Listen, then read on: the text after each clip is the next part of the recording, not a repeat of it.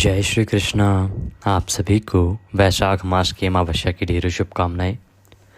प्रिय दर्शकों, आज हम बात करेंगे कि वैशाख मास पर ग्रहण लगने जा रहा है या नहीं, और जो ग्रहण लगने जा रहा है वो कहाँ कहाँ दिखाई देगा, भारत में उसका क्या प्रभाव रहेगा, सूतक का समय क्या रहेगा, महत्वपूर्ण जानकारी कि ग्रहण के समय में आपको क्या करना चाहिए, क्या नहीं करना चाहिए। ग्रहण एक ऐसा समय होता है जिसमें बहुत से कार्यों की मनाही होती है। वो कौन से कार्य हैं? गर्भवती जो माताएं बहनें हैं उनको क्या सावधानी बरतने की आवश्यकता है, कब खा सकते हैं, कब नहीं खा सकते हैं, सूतक कितने बजे से रहेगा और कितना प्रभावी रहेगा ये ग्रहण भारत में या अन्य किन किन देशों में ये ग्रहण दिखाई देने वाला है। ये संपूर्ण जानकारी अमावस्या पर ग्रहण से संबंधित आपको इस वीडियो के माध्यम से प्रदान की जाएगी। वीडियो का उद्देश्य है हमारे दर्शकों के जो सवाल आ रहे हैं उनका जवाब देना, क्योंकि बहुत सारे हमारे दर्शक हैं जो पिछले 3 दिन से हमें मैसेज कर रहे हैं, कमेंट करके भी पूछ रहे हैं कि पंडित जी अमावस्या पर ग्रहण है क्या, हमारे यहाँ भी है क्या, क्या करें क्या ना करें। इसीलिए हमने निर्णय किया कि अपने दर्शकों के लिए हम ये वीडियो बनाएं कि अमावस्या पर ग्रहण है या नहीं, और है तो किन किन जगहों पर कहाँ कहाँ है, और कैसे आपको उस समय में कार्य करने हैं, पूजा पाठ आदि किस प्रकार से होगा। ग्रहण के समय में पूजा पाठ नहीं होती है तो जो दान पुण्य का कार्य है, पितरों के तर्पण का कार्य है, वो सब कैसे और किस प्रकार से करना है, ये जानकारी अब हम आरंभ करेंगे। आपसे निवेदन है कि वीडियो यदि थोड़ा सा भी अच्छा लगे तो कृपया एक बार इसे लाइक अवश्य कर दीजिएगा। ग्रहण के दुष्प्रभाव से बचने के लिए कमेंट बॉक्स में अवश्य लिखिएगा हर हर महादेव। भगवान शंकर आपकी रक्षा करेंगे। आप देख रहे हैं देवभूमि ज्योतिष संस्थान का प्रतिष्ठित YouTube चैनल देवभूमि धार्मिक। दर्शकों, ग्रहण की बात कर लेते हैं। देखिए, वैशाख मास की जो अमावस्या है ना, वैशाख मास की अमावस्या पर दान पुण्य आदि का बड़ा अधिक महत्व है, पितरों की पूजन का बड़ा अधिक महत्व है। इसीलिए आप में से बहुत से हमारे दर्शक हैं जो हमें मैसेज करके और लिख के पूछ रहे हैं कि पंडित जी आने वाले ग्रहण के बारे में बताएं, आने वाली वैशाख अमावस्या पर ग्रहण के बारे में बताएं।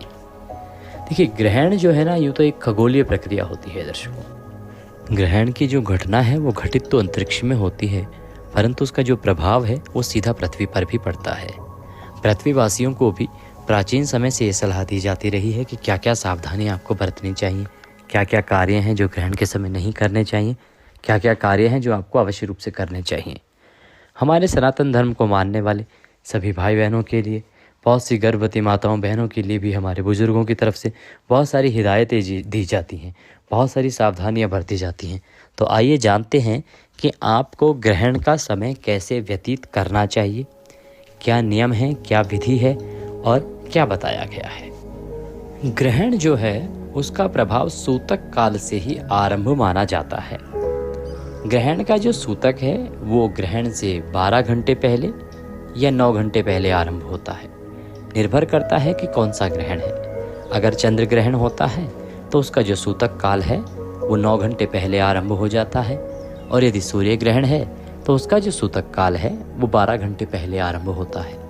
और जब सूतक काल आरंभ होता है उसी के साथ ग्रहण के नियम आरंभ हो जाते हैं। नियम किस प्रकार से आरंभ होते हैं? देखिए, ग्रहण के सूतक से पहले आपको अपने कुछ प्रमुख कार्य हैं जिनको कर लेना होता है। जब ग्रहण का सूतक लगने वाला हो उससे पहले ही आपको अपने घर में, यदि आपने मंदिर बना के रखा है, लड्डू गोपाल जी की पूजा करते हैं, तस्वीरें रखी हैं, प्रतिदिन आरती करते हैं, तो जो पूजा पाठ का कार्य है उसको सूतक आरंभ होने से पहले ही कर लें।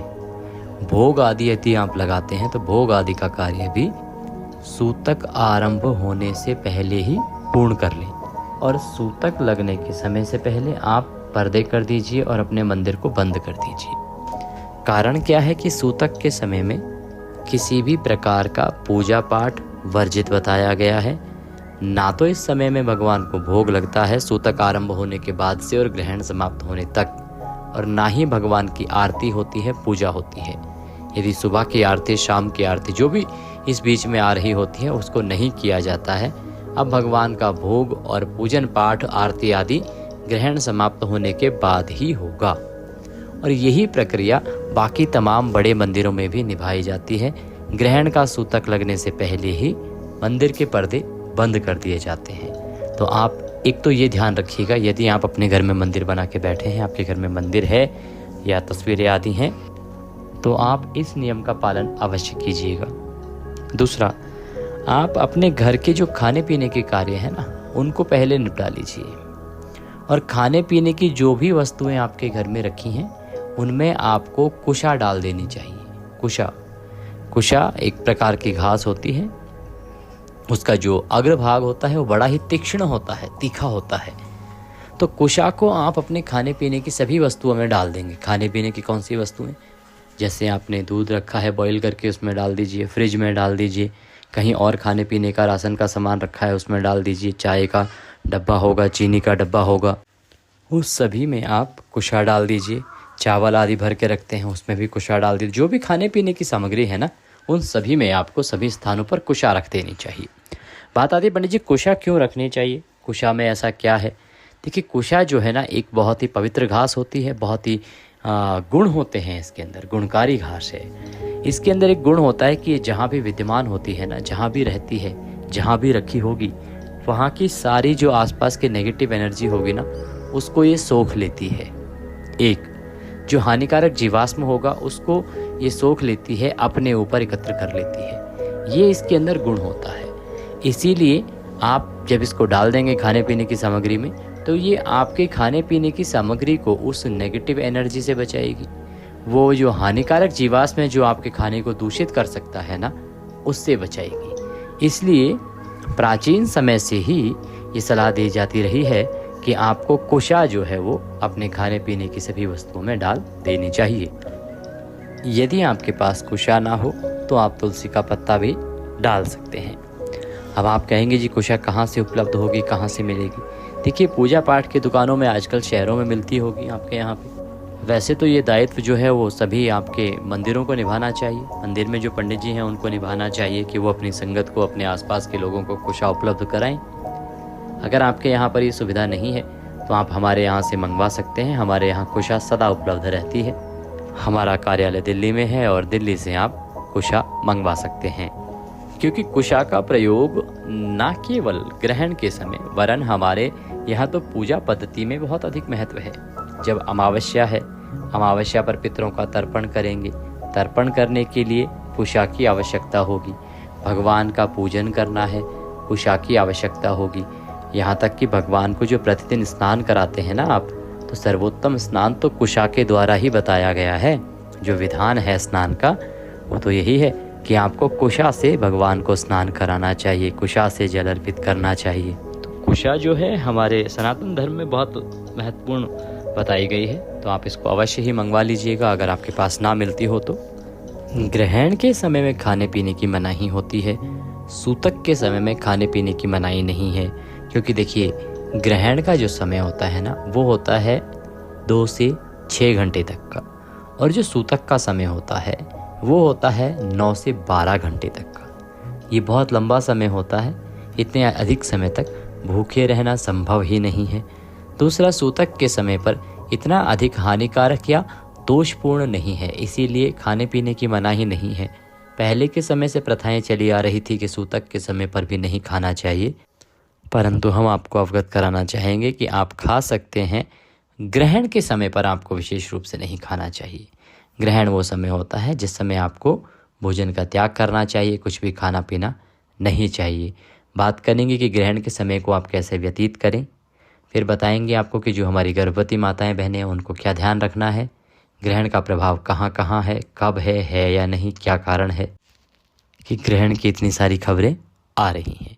पहले जान लेते हैं कि ग्रहण होता क्या है, इसके बाद आप स्वयं समझ जाएंगे कि आपको क्या कार्य करने चाहिए और क्या नहीं करने चाहिए। प्रिय दर्शकों, देखिए, ग्रहण जो है ना वो एक खगोलीय प्रक्रिया है, जैसा हमने आरंभ में भी बताया आपको। इसमें क्या होता है कि आप जानते हैं पृथ्वी जो है वो सूर्य के चारों ओर चक्कर लगाती है और चंद्रमा पृथ्वी के चारों ओर चक्कर लगाता है। ये तीनों ही वस्तुतः अपनी ही कक्षा में घूमते हैं। एक निश्चित कक्षा है इनकी, उसी में घूमते हैं ये, इसीलिए कभी एक दूसरे से टकराते नहीं हैं। परंतु एक दूसरे के आगे पीछे घूमते हैं, इसीलिए एक समय ऐसा आ जाता है जब ये तीनों एक ही सीध में आ जाते हैं। एक ही सीध में तीनों आ जाते हैं। वो जो अवस्था बनती है वो ग्रहण की अवस्था बनती है।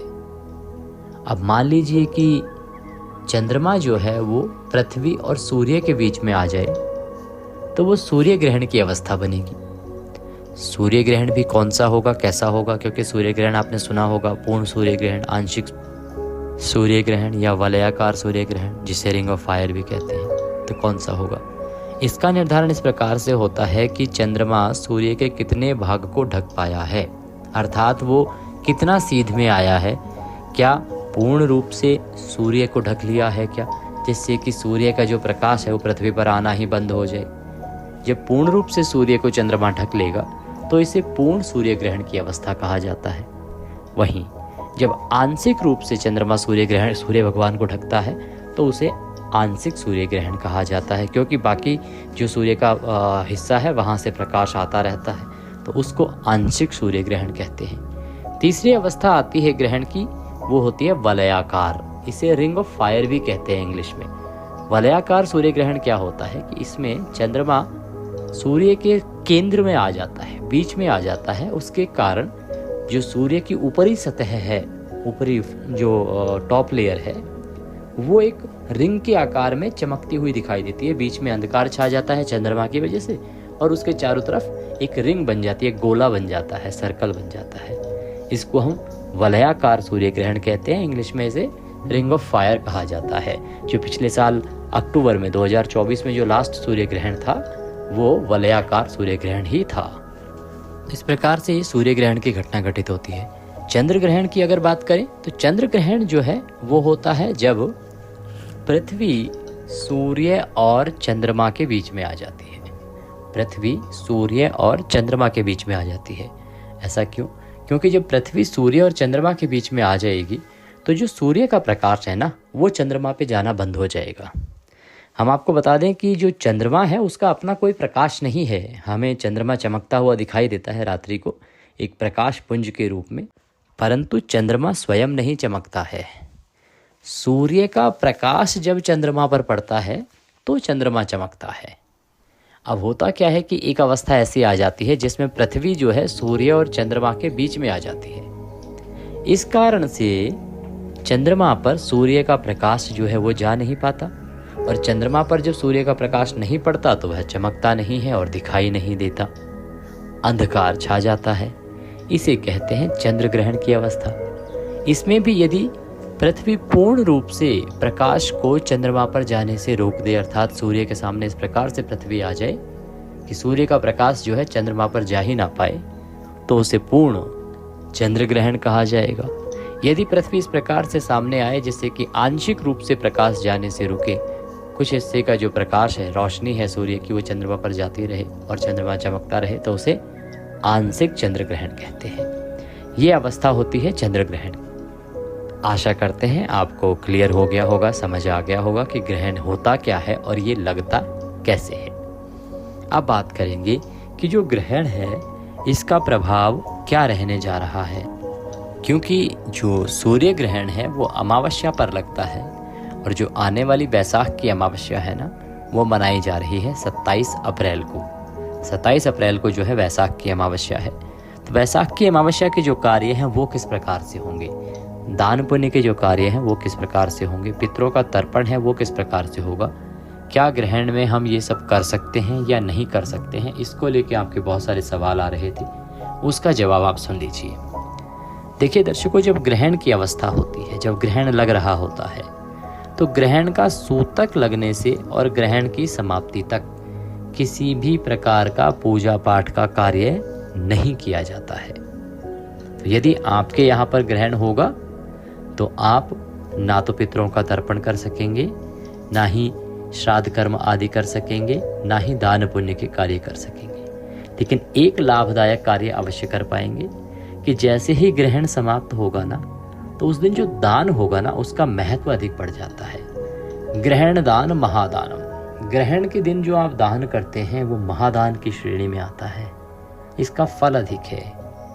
करोड़ों वर्ष तक दान करने के बराबर फल केवल एक दिन, ग्रहण के दिन दान करने से लग जाता है। ग्रहण का तो इंतजार किया जाता था प्राचीन समय में कि ग्रहण लगे तो हम दान करें, जिससे कि हमें अक्षय पुण्य की प्राप्ति हो।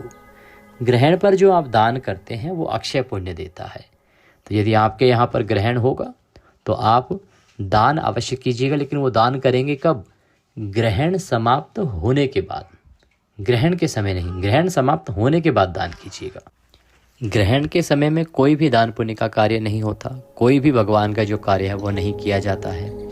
हवन पूजन आदि का कार्य भी ग्रहण के समय में या सूतक लगने के बाद से और ग्रहण समाप्त होने तक नहीं किया जाता है। इसीलिए अमावस्या के दिन आपके दान पुण्य और साथ ही जो पितृतर्पण आदि है, श्राद्ध कर्म है, वो नहीं होगा जब तक ग्रहण पूर्ण नहीं हो जाता। इसको आप ध्यान रखिएगा। अब बात आती है कि जो गर्भवती माताएं बहनें हैं उनको क्या करना है, क्या सावधानी बरतनी है ग्रहण के समय में, और जब ग्रहण चल रहा हो तो सामान्य जन को क्या सावधानी बरतनी चाहिए। फिर बताएंगे कि ग्रहण कहाँ कहाँ है या नहीं है, क्या प्रभाव है, कितना प्रभाव है, खबर जो आ रही है वो सच है या झूठ है। ग्रहण के समय पर गर्भवती माताओं बहनों को विशेष सावधानी बरतने की आवश्यकता होती है, विशेष ध्यान देने की आवश्यकता होती है। हालांकि प्राचीन समय से ही उनको बहुत अधिक डराया जाता है, तो हम यहाँ ये कहेंगे कि आपको डरने की आवश्यकता नहीं है।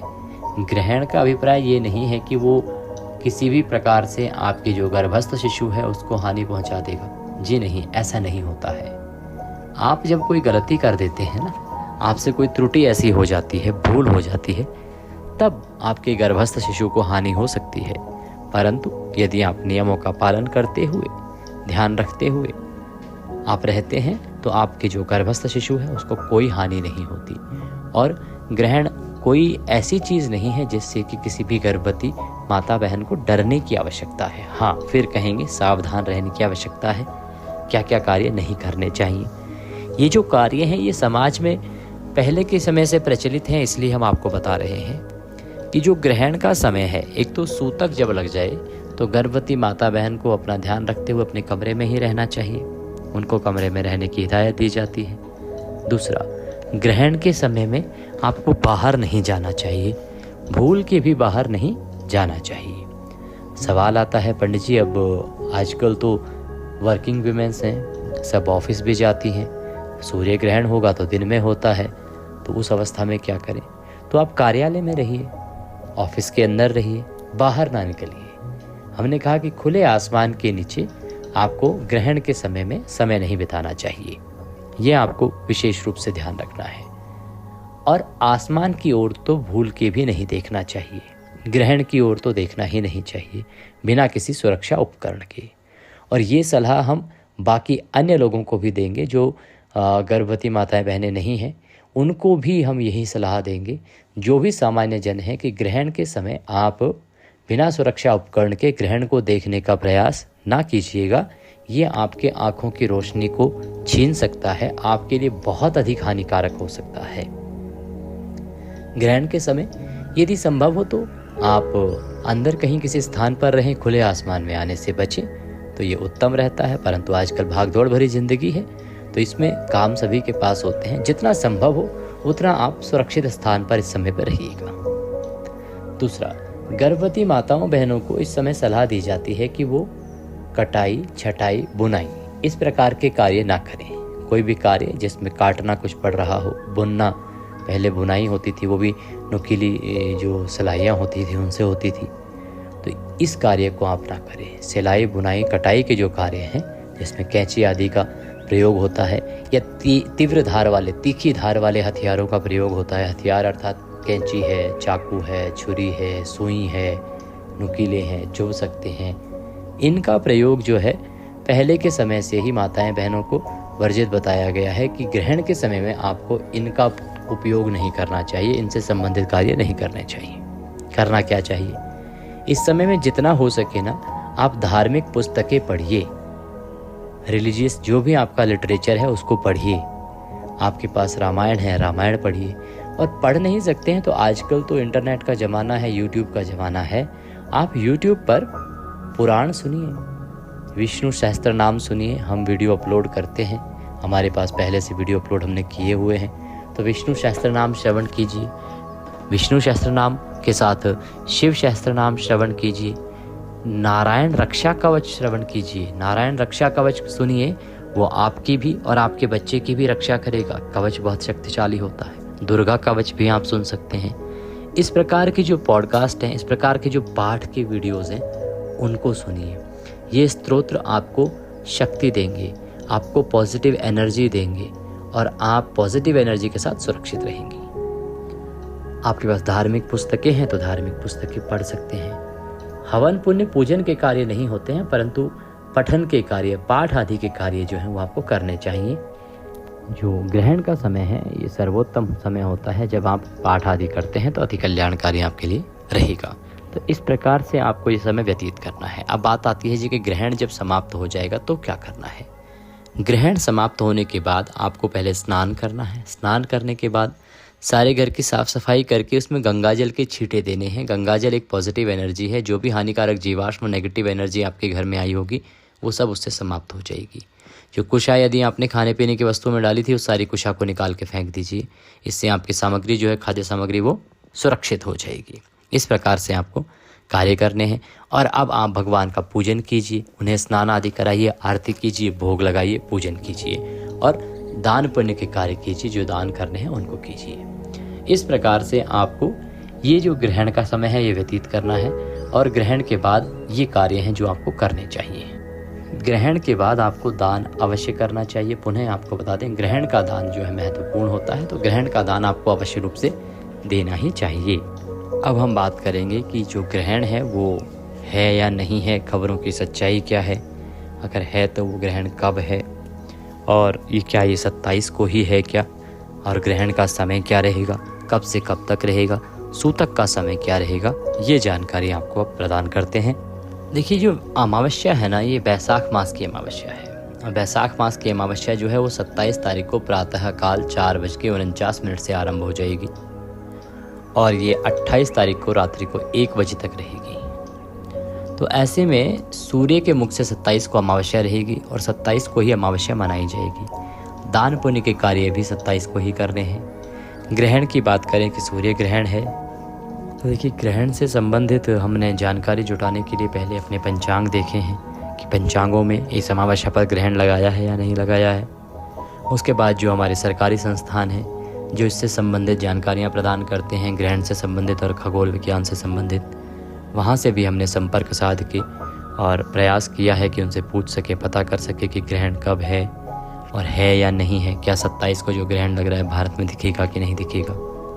जब हमने पंचांग देखी तो पंचांग से पता चला कि 27 तारीख को जो अमावस्या है, फाल्गुन अमावस्या, इस पर तो ग्रहण नहीं है।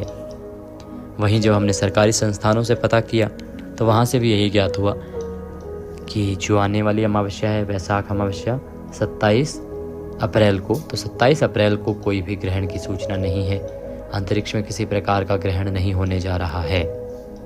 फिर ग्रहण लग कब रहा है, क्यों ऐसी खबरें आ रही हैं। देखिए, हम आपको फिर सावधान करना चाहेंगे कि बहुत सारे लोग अफवाहें उड़ाते हैं ग्रहण से संबंधित, तो आप कृपया इन अफवाहों पर ध्यान ना दीजिएगा और सावधान रहिएगा। रोज़ बहुत से वीडियोस हैं जो ग्रहण लगते हैं, ग्रहण लगा रहे हैं।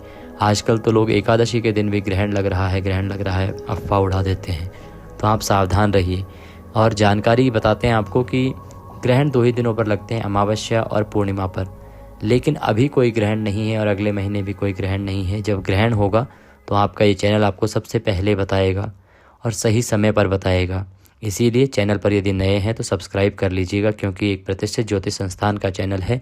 यहाँ पर हम जो जानकारी देते हैं वो पुख्ता होती है, शास्त्रों पर आधारित होती है, ज्योतिष शास्त्र और पंचांग पर आधारित होती है, पुराणों पर आधारित होती है। कभी भी इधर उधर की जो अफवाहें हैं उनका हम समर्थन नहीं करते हैं। आपको कोई भी जानकारी चाहिए हो, अगर आपके सामने कोई ऐसा वीडियो आया हो, आपको लगता हो कि इस प्रकार की खबरें चल रही हैं, तो आप हमसे कमेंट बॉक्स में लिख के पूछ सकते हैं। हम उस खबर की सच्चाई भी आपको प्रदान करेंगे। जानकारी थोड़ी भी अच्छी लगी हो तो कृपया एक बार लाइक अवश्य कर दीजिएगा। पुनः आपको बता दें कि ग्रहण की खबरों से आप सावधान रहिए और सही जानकारी प्राप्त करने के लिए चैनल के साथ जुड़े रहिए। हम इस प्रकार की जो भी झूठी खबरें फैलाई जाती हैं उनका विरोध करते हैं। जय श्री कृष्ण।